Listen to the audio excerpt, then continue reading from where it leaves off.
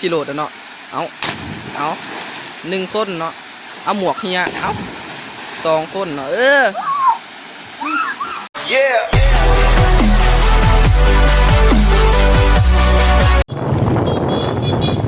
มื้อนี้ก็สิพาทุกคนไปลินตาดเนาะลินตาดบ้านนาญาติเนาะกำลังออกไปเนาะกำลังเดินทางมาสั่นเนาะผู้ใดเช็ดอะไรก็มี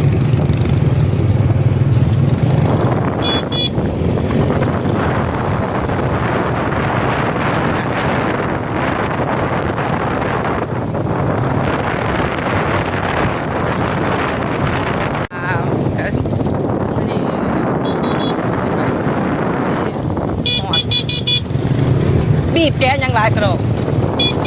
ญาติเขาพูดกับรถเพื่อนดีแกเข้าบ้านแล้วเนาะนี่ได้มาเข้าบ้านนะญาติแล้วเนาะเบิ้งขี้ฝุ่นสับปะจัดมือกล่องสิตายแล้ว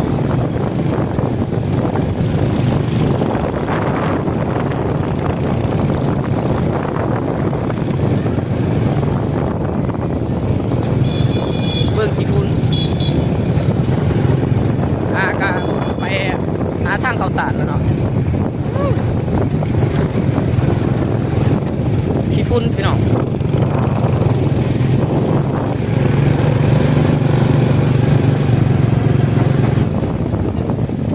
ได้มาหอดน้ำแล้วเนาะ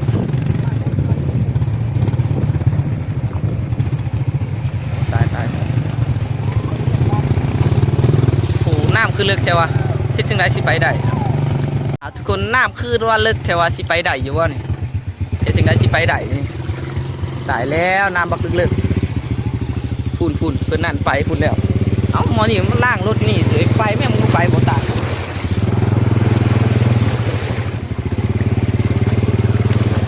น้ำเลิกอลีพี่น้องเบิ่งได้สิได้สิไปได้อะแล้วสิไปได้อยู่บ่ดิใจเย็นพี่น้องรถของเพื่อนนี่ก็ได้ดับเนาะเอากับบ่หูสิจังใดล่ะบัดนี้เอาขึ้นตะพังพุ่น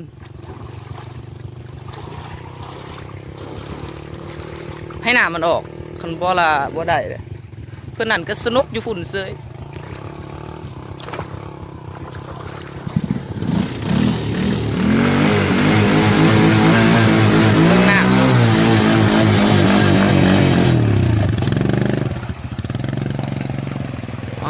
สนเสือไปเสือพวกเขาก่อนสิไปก็มีการปะทะรถกันหน่อยนึงเนาะเบิ่งหนทางไปตาดได้นี่มีแต่กลางหน้านั่นไปแล้วออกไปแล้วน้ำแดงกับน้ำฟ้าเอาน้ำแดงกับน้ำเงินเนาะเอาแล้วไปฝุ่นแล้วไปเพื่อนยังเอาบุไว้น้ำแดงนั่นมันเขาเฮ็ดยังไปแล้วข้าพเจ้าก็สิได้ขอน้ำเข้าไปเนาะเฮากะได้พร้อมได้พร้อมได้ผ่านระบบซักดีหน้ามาแล้วเนาะระบบซักดีหน้าว่าซั่น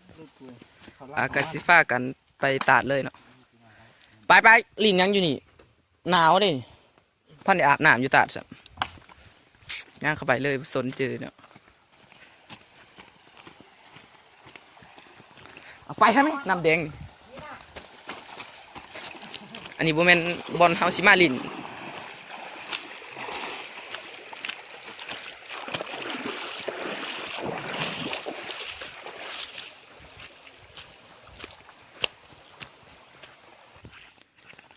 เฮากามาหอดที่สวนเขาแล้วเนาะบ่จักสวนเขาซะมาหอดนี่เฮากาสิเว้าให้ต่อเลยเนาะเว้าลาวมันกะก็คือจังได๋บ่ฮู้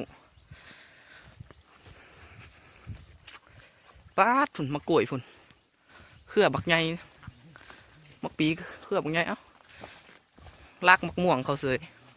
ขี้ลักแท้สูนี่ฮึเขาบอกบ่ให้ปิดเด้อกินข้าต้นโลดบ่ต้องลักบ่ต้องปิดกินข้าต้นโลดมักม่วงก็ยังหมากหน่อยๆอยู่หรอกเป็นลายอยู่เลยมักม่วงเขาเฮียงหน้าเพิ่นสมบูรณ์ปลาได้สิหอดนี่บ่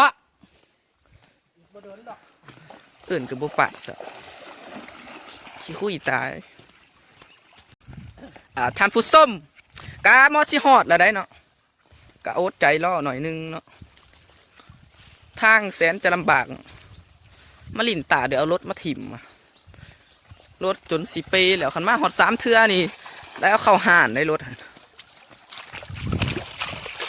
น้ำใสดีอยู่เป็นตะลิ่นอยู่แต่บ่เป็นตะลิ่นทอตาดแล้วย่างไว้เถอะวะบ่ถ่าตากล่องเลยเฮาก็มาฮอดแล้วเนาะตาดมันบ่แม่นผ่านผู้ชมเว้าหยอกเนาะได้ยินบ่เสียงตาดอยู่แต่ครับเจ้าสิได้ยินอยู่แต่อยู่ในกล่องสิบ่ได้ยินปานใดหรอกการที่เฮาไปลิ่นตานี่เอาแขกตายอยู่หอดสมบูจักนะแขกเงาอยู่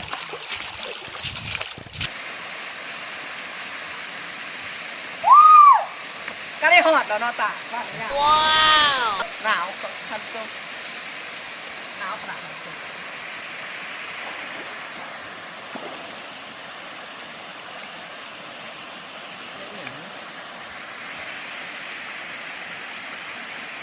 ยังอีกทุกคนงามอยู่บ่งามหรอกมันหนาวเกียมตัวลงแล้วกูนี่ก็บ่ปลดหมวกจักเทื่อเอาไปฮะแม่ท่านผู้ชมถ่าเบิ่งเลยนี่เอาไปเฉยบักจ่านั่นบ่เอาหมวกออกมาเบาให้เขาหลาย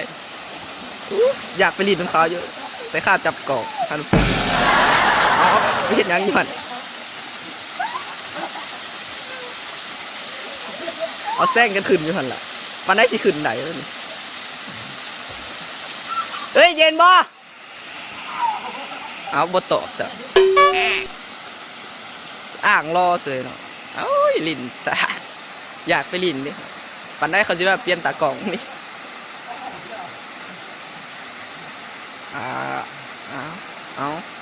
เอาขึ้นได้แล้วเนาะ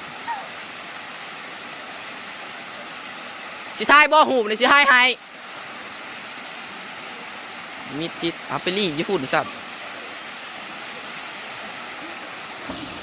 เอาแล้วมือกล่องดิสัตว์มือกล่องอยากไปอาบอยู่ดิเรียมยังอยู่หัน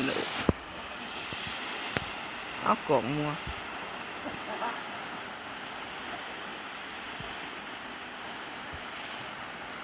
ท่านผู้ชมเย็นอลีนะมาหอนี่บ่หูเรื่องกับเบื้องกับบ่แตก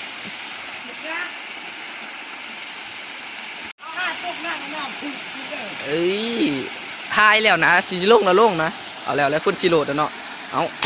า1 คนเนาะเอาหมวกเฮียเอา2 คนเนาะ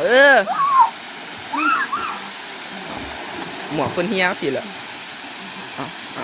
มาเอาหมวกเสยหัวโลนบ่ปลอดไปเป็นว่าสูจะอาบลิ้นหลายตะกล่องอยากอาบน้ำนี่นะ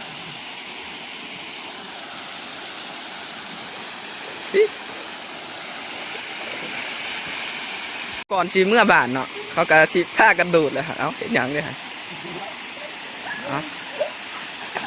จิตตายสับกวนเดียวอยู่หันละ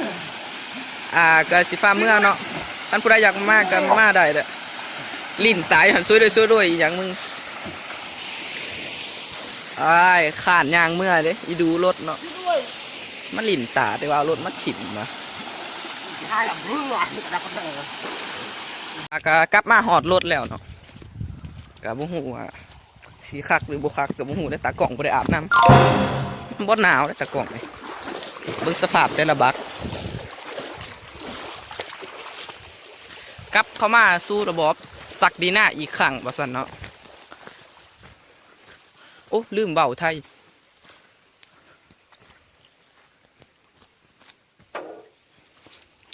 รถไฟรถมันเด้อ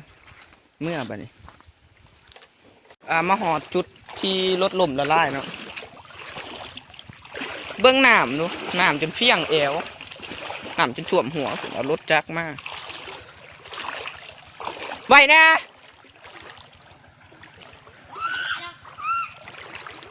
น้ำแตกน้ำแตกเห็นปะเจอเพียงแล้วอ่างรอเสยรถซิเป้หรืออ่างรอหาเบอร์ใหม่มาอัดพอค่อนรถฮะล่างเสยเนาะ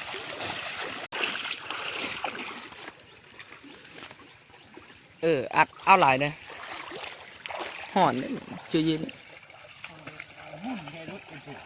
รถกูก็มุ่งเมื่อกี้รถกูลูกลื่นเบี้ยวขาดกูแตกเลยรถกูก็โก้พอดเลยตาม โอ้ยลูกสาวกูลูกแตกท่าน อันตราย ไป ผู้นึงอยู่หัวผู้นึงอยู่ก้นนะตากล้องเกี่ยวเด้อ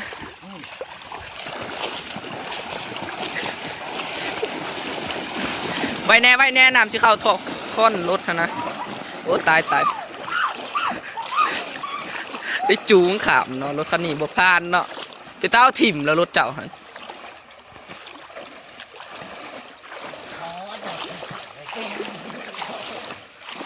ของเพลงเสยมันหลายไปเมื่อ